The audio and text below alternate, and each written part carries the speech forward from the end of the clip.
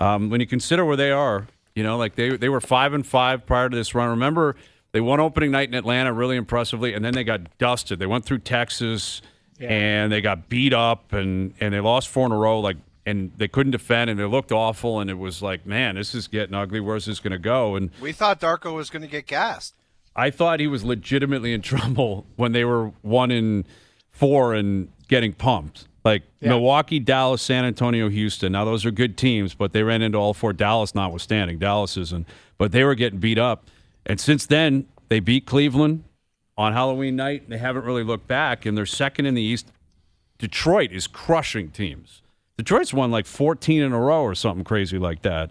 But when you consider where the Raptors are 12-5 second in the East and where the Leafs are dead last in the East, what do you think? We're asking online, which is more likely to continue?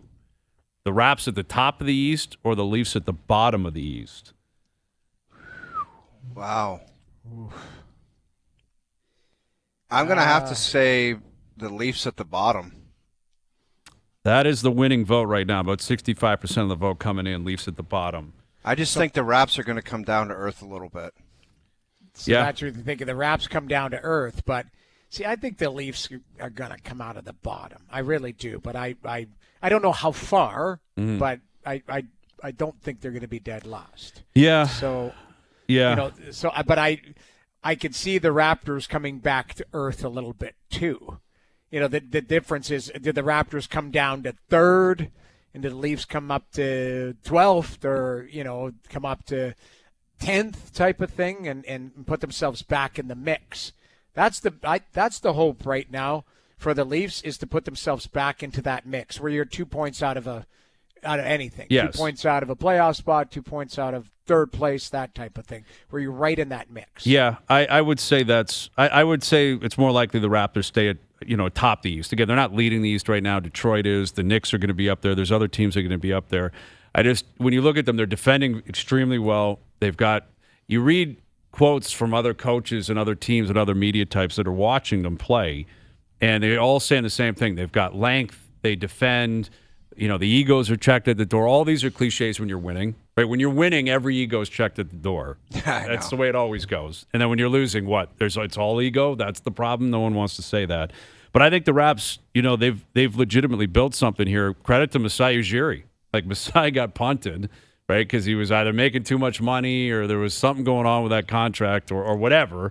But this took a while, but they've built themselves back up. I don't think they're in championship contention right now. I think that's probably too premature. But if they can stay healthy, they can stay atop the East. I firmly believe that, with all the injuries in the East as well, especially with some of the teams we thought could be pretty good this year. The Leafs, I'm with you. I mean, I'm negative on them right now. How can you not be? How can you not be? What have you done for me lately? Through it's 22 impossible games, not to be. There's been nothing positive. Ultimately, there's nothing. Yeah, exactly. And there's nothing on the Leaf team right now, nothing they do that scares the opposition. Nothing.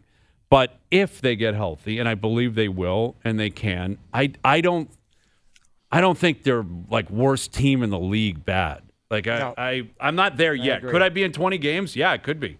Obviously, if they replicate what they've done through 22 games, that's precisely where they'll be. And at that point, they'll have to adjust to what they want to do the rest of the year.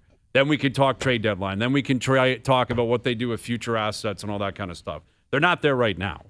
But, man, it's pretty shocking. And credit to the Raptors for what they've done, and, I guess the complete opposite for the Leafs.